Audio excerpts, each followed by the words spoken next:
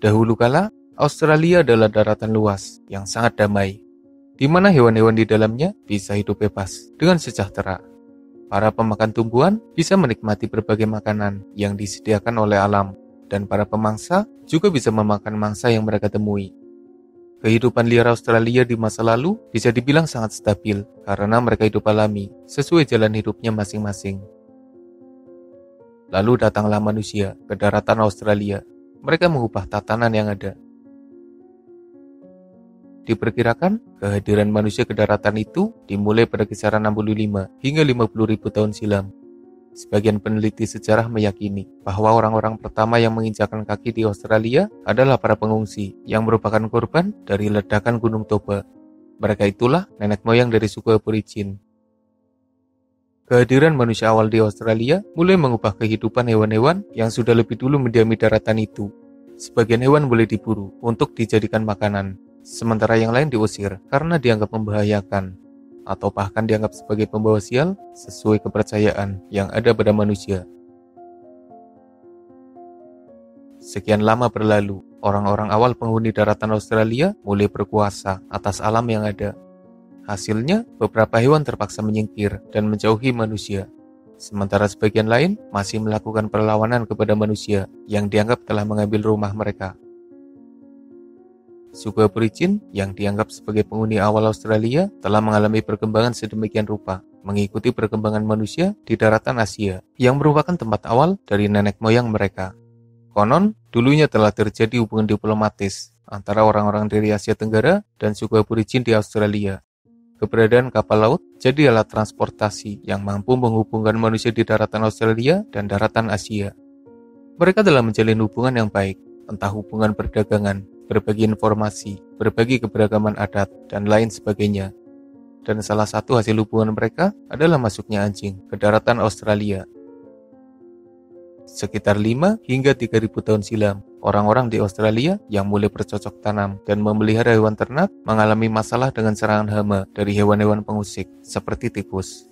Dan karena hubungannya dengan orang dari Asia, mereka kemudian memutuskan untuk memasukkan anjing ke daratan itu. Tujuannya sebagai hewan peliharaan yang akan membantu memburu tikus dan hama lain, serta membantu mereka dalam memburu hewan besar seperti kanguru. Berdasarkan fosil yang ditemukan, diperkirakan jika anjing boleh memasuki daratan Australia pada kisaran 3.500 tahun silam, meski ada yang meyakini jika kehadiran anjing lebih awal di kisaran 5.000 tahun silam. Anjing yang hidup di Australia dikenal dengan sebutan dingo yang berasal dari bahasa Darug yang digunakan oleh suku Aborigin. Nama lainnya adalah Polomo, Duerda, Jogong, Maliki, Nogum, dan lain sebagainya. Selain dingo, sebenarnya orang-orang berikutnya juga memasukkan beberapa jenis hewan lain ke daratan Australia.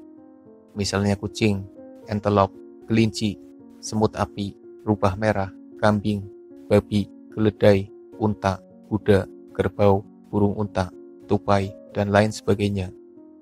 Tapi pada video ini kita akan fokus pada pembahasan dingo, karena mereka adalah yang paling awal menginvasi Australia.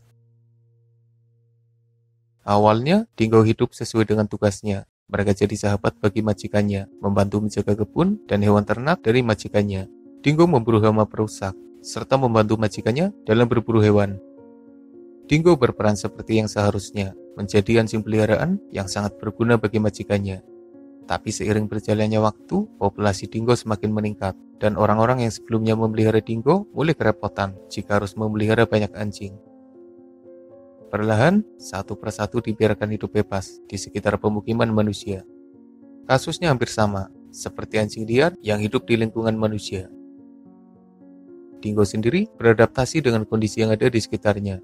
Mereka yang seakan dilepaskan manusia, kemudian boleh hidup bebas. Yang awalnya hidup di sekitar pemukiman manusia, kemudian boleh menjelajah, mengikuti insting alaminya sebagai hewan pemangsa. Dingo yang awalnya adalah hewan peliharaan manusia, kemudian boleh berubah jadi hewan liar yang hidup bebas dan jauh dari manusia.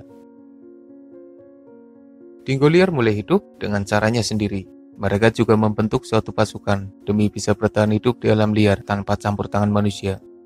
Seperti halnya serigala, anjing liar Afrika, atau bahkan anjing ajak. Dingo menemukan kehidupannya sendiri setelah lepas dari manusia.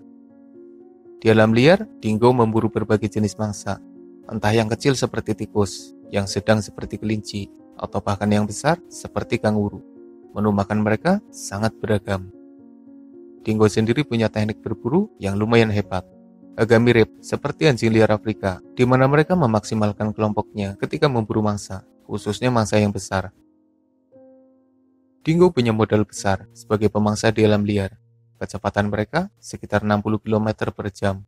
Stamina mereka juga besar. Dingo bisa saja mengejar mangsa dalam jarak yang sangat jauh, menunggu mangsa kelelahan hingga mereka bisa mengakhirinya dengan mudah.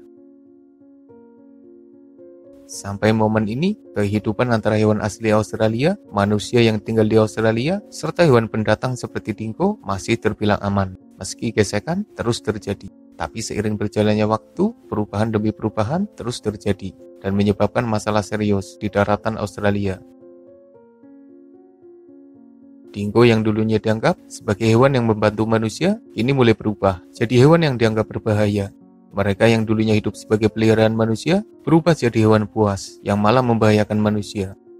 Dingo dianggap bertanggung jawab terhadap kematian hewan ternak, hingga akhirnya mereka mulai dibatasi. Pagar pembatas menyebabkan terpisahnya dingo liar dari lingkungan manusia, dan hal itu malah semakin memperburuk keadaan.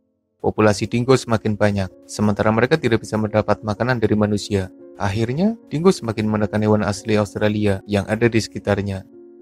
Dingo memburu mereka, menekan kehidupannya, merebut wilayah kekuasaannya, dan perlahan, satu demi satu, mulai tersingkir.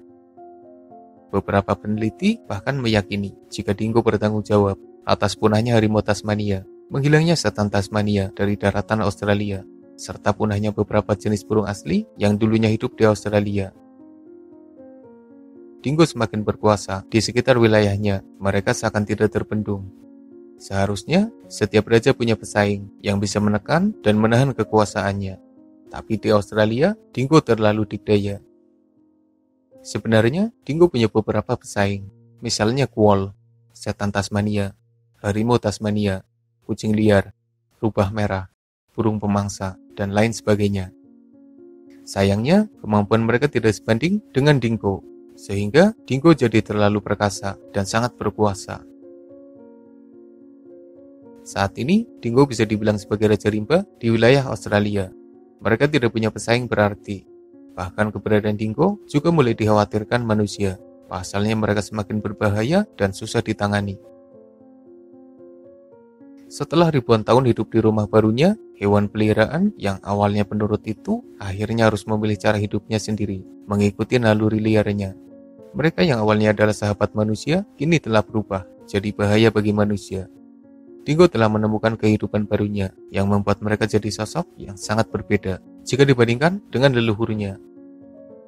Andai saja ada hewan pemangsa asli Australia yang kemampuannya seimbang dengan dingo. Andai saja manusia membawa serigala dan bukannya membawa rubah. Andai saja manusia membawa kucing besar dan bukan kucing kecil. Sepertinya saat ini dingo punya pesaing yang bisa mengimbanginya. Dan bukan tidak mungkin dingo yang akhirnya tersingkir dari persaingannya di benua Australia. Perjalanan panjang dari hewan peliharaan yang akhirnya bisa hidup bebas di tanah barunya. Perjalanan anjing dingo yang luar biasa dan masih akan terus berlanjut entah sampai kapan.